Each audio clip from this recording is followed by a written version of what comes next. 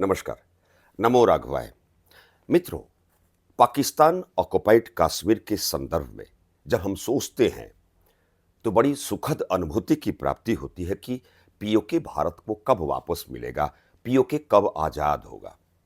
मित्रों, आज का वीडियो पीओके पर आधारित है और एक सटीक ज्योतिषीय विश्लेषण को लेकर आया हूं कि कब किस कालखंड में किस समय पीओके आजाद होगा और भारत में शामिल होगा।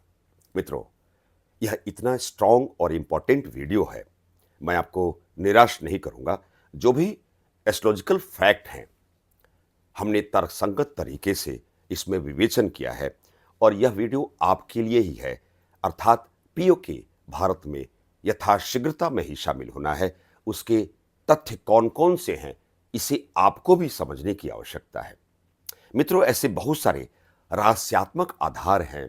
हमारा हिंदू नववर्ष की शुरुआत वैसे भी 9 अप्रैल 2024 से हो चुकी है, जो मार्च 25 तक, अर्थात ग्रहों में, इस हिंदू नववर्ष में ग्रहों में देखा जाए तो कभी कभार ऐसा होता है कि राजा मंगल हो और मंत्री शनि हो और दोनों क्रूर नैसर्गिक पापी प्लैनेट हो, दोनों एक दूसरे के शत्रु हो, तो हलचल तो मचाएगा ही मचाएगा। अर्थात जब बृहत्तर जमीन की बात क्षमा चाहूंगा, एक भूभाग का क्षेत्र जैसे पाकिस्तान ऑक्युपाइड कश्मीर एक बड़े क्षेत्रफल का भूभाग है, जब जमीन की और भौगोलिक भूभाग की बात करते हैं, परिक्षेत्र की बात करते हैं, तो केवल एग्जैक्टली 9 ग्रहों की व्यवस्था में देखा जाए तो केवल मंगल की बात होती है। और वैसे भी इस हिंदू नववर्ष में मंगल तो राजा है, तो मंगल का एक सकारात्मक और नकारात्मक परिणाम तो आना लाजमी है, जो मार्च 2025 तक इसकी पूर्ण संभावना है। संभावना टर्मिनोलॉजी का इस्तेमाल मैं इसलिए कह रहा हूं कि ज्योतिष एक आकलन करने का तरीका सिखाती है और मार्च 25 के पूर्वत समय में पाक ऑक्युपाइड कश्मीर वैसे भी भारत में इंक्लूडेंस मोड में आ चुका रहेगा, परंतु वह तिथि कौन सी है, किस माह में कैसी हलचल होने वाली है, एस्ट्रोलॉजिकल ऐसे कौन कौन से फैक्ट हैं, पाकिस्तान और भारत की जन्म कुंडली का हमने विवेचन किया। ग्रहों की दशा काल में क्या गुल खिलाने वाली है, ग्रह गोचर की व्यवस्था में बारात सज चुकी है, अर्थात 4 जून 2024 से ही इसकी कैसी शुरुआत व्यवहारिक स्तर पर होती दिखाई देगी, उसे कैसे हम फील करेंगे कि पीओके के संदर्भ में क्या क्या बातें होने वाली है, क्या क्या व्यवहारिक स्तर पर कार्रवाई होना है, कब पीओके आजाद होने वाला है, कब भारत में शामिल होने वाला है, ग्रह गोचर की व्यवस्था में मंगल का ट्रांजिट फेज में मंगल कब शक्तिशाली होगा, अर्थात वह तारीख भी बताऊंगा, वह समय भी बताऊंगा। मित्रों, आप मेरे साथ बने रहिए। एस्ट्रोलॉजिकल बैकग्राउंड के स्तर पर एक संभाव्य समय वह कब है जब मंगल बहुत मजबूत होगा। वैसे देखा जाए तो 4 जून 2024 की एक महत्वपूर्ण तारीख है, जो इस तारीख में लोकसभा 2024 के चुनाव का परिणाम भी आ चुका रहेगा और हमारे देश की मुखिया की शुरुआत करते हैं, अर्थात हमारे देश के मुखिया प्रधानमंत्री माननीय मोदी जी की जन्म पत्रिका लग्न राशि और वृश्चिक लग्न और वृश्चिक राशि पर उस 4 जून की तारीख को चंद्रमा और केतु को छोड़ते हुए 7 ग्रहों का दृष्टिगत रिलेशन होगा।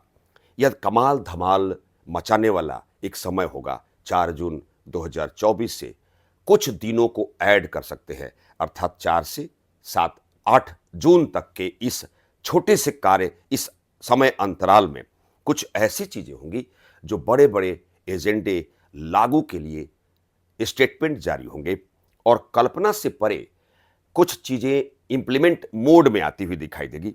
कई अनाउंसमेंट भी होंगे और उस अनाउंसमेंट के उस दहलीज पर पाकिस्तान ऑक्युपाइड कश्मीर की बातें भी होती हुई दिखाई देंगी।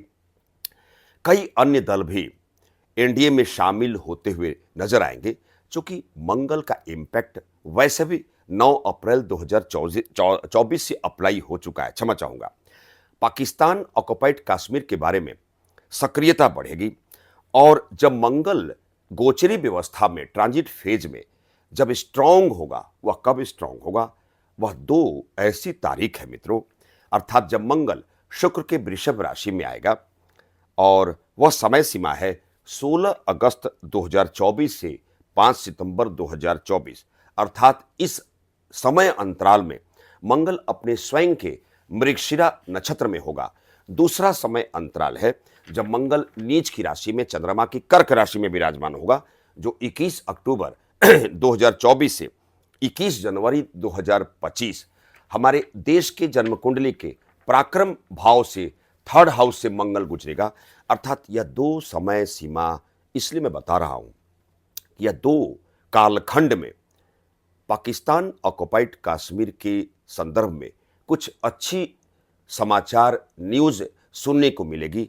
हमारे देश में ऑलरेडी संलग्न हो चुका रहेगा, जिसकी प्रबल संभावना दिखाई पड़ती है। पाकिस्तान ऑक्युपाइड कश्मीर को 1947 में ही एक अवैध कब्जे के रूप में पाकिस्तान ने उसको अधिकृत कर लिया है। जब पाकिस्तान की जनपत्रिका पर मैं विवेचन करता हूं, इसे ध्यान दीजिएगा, मेष लग्न की जन्म कुंडली पाकिस्तान की है और जो वर्तमान दशा का आना शुक्र की महादशा, वैसे भी शुक्र पाकिस्तान की लग्न कुंडली से मारक अधिपति नॉन पेबुल प्लैनेट है। बुध की अंतर्दशा जो शत्रु, ऋण और प्रतियुक्ता भाव का अधिपति लॉर्ड है, अर्थात रोग व्याधि का भी लॉर्ड बुध है। शुक्र की महादशा और बुध की अंतर्दशा काल वैसे भी पाकिस्तान को कई भागों में बंटने के लिए मजबूर करेगा। 27 मई 2024 से मार्च 2027 का जो अंतराल काल चक्र है, कालखंड है, पाकिस्तान की लग्न कुंडली से बेहतर दशा का आगमन नहीं होता हुआ प्रतीत हो रहा है।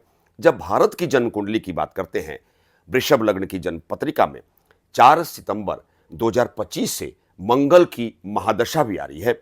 चूंकि जमीन, पराक्रम, साहस, शौर्य, अग्नि की बात मंगल करता है, मंगल कमांडर है, मंगल के अंदर लीडरशिप क्वालिटी है, मांगलिक कार्य करने के लिए मजबूर मशगूल करता है मंगल।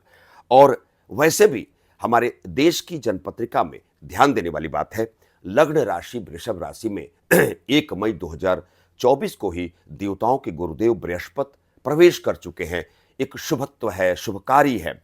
और हमारे देश की लग्न कुंडली के कर्म भाव 10th राज्य एक केंद्र के हाउस में शनिदेव विराजमान अपने स्वयं की कुंभ राशि के और बृहस्पति के नक्षत्र में विराजमान होकर हमारे देश की कर्मशीलता को बढ़ाने वाले स्ट्रॉन्ग तरीके से प्रस्तुतिकरण कर रहे हैं। शनिदेव कूटनीति का राहु मालिक है और हमारे देश की जनपत्रिका के क्रूर भाव में 11th हाउस में वैसे भी राहु लैंड कर चुके हैं।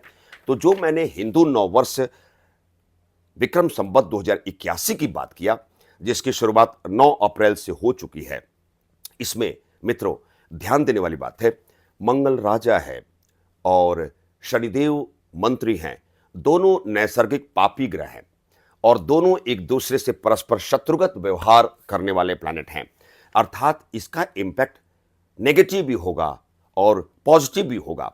अर्थात मार्च 2025 तक इस हिंदू नववर्ष के राजा मंगल और मंत्री शनि का एक समुचित प्रभाव देखने को मिलेगा। चूंकि दोनों अपने अपने चरित्र, प्रकृति, स्वभाव, विशेषताओं के तहत खुद को ट्रीट करेंगे और चूंकि मंगल में अग्नि तत्व की और पराक्रम की प्रधानता है, तो ऐसा भी देखने को मिल सकता है कि विश्व लेवल पर हथियारों का विस्तार बढ़ता हुआ दिखाई देगा। युद्ध का खतरा को हम महसूस करेंगे। यह हिंदू नववर्ष एक दुर्घटना वाला वर्ष के रूप में चरितार्थ करेगा। विश्व में क्षमा चाहूंगा, परमाणु युद्ध का खतरा भी बढ़ता हुआ नजर आएगा। हथियारों की जमाबंदी के प्रति राष्ट्रों में होड़ रहेगी। चूंकि हथियार की बात भी मंगल देव करते हैं। आगजनी, दुर्घटना, सांप्रदायिक हिंसा, उग्रवाद और आतंकवादी गतिविधि के विरुद्ध सरकार की तत्परता बढ़ती हुई दिखाई देगी। युद्ध का माहौल बनेगा।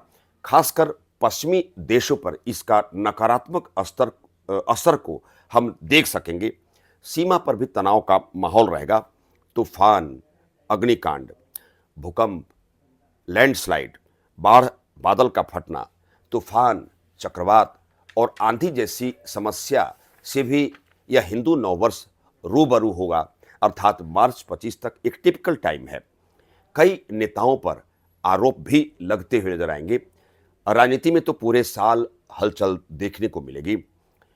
एक सबसे अच्छी बात है कि हेल्थ इंश्योरेंस की बात इस क्षेत्र में इसकी मार्केटिंग बढ़ेगी और किसी किसी प्रसिद्ध महिला की मृत्यु या वैवाहिक तनाव की खबर किसी बड़े मंत्री के साथ कुछ अनहोनी घटना को पूर्ण होते हुए हम देख सकेंगे। अर्थात मित्रों, पाकिस्तान ऑक्युपाइड कश्मीर के संदर्भ में यदि एस्ट्रोलॉजिकल फैक्ट के तहत देखा जाए तो हिंदू नववर्ष के राजा मंगल है और जो हमने समय सीमा जो बताई है मंगल का ग्रह गोचर की व्यवस्था में बहुत मजबूत रहेगा। अर्थात वह समय दूर नहीं मित्रों कि पाकिस्तान ऑक्युपाइड कश्मीर आज़ाद होगा और हमारे देश में जल्दी ही शामिल होगा। जय हिंद, जय भारत, नमो राघवाय, नमस्कार।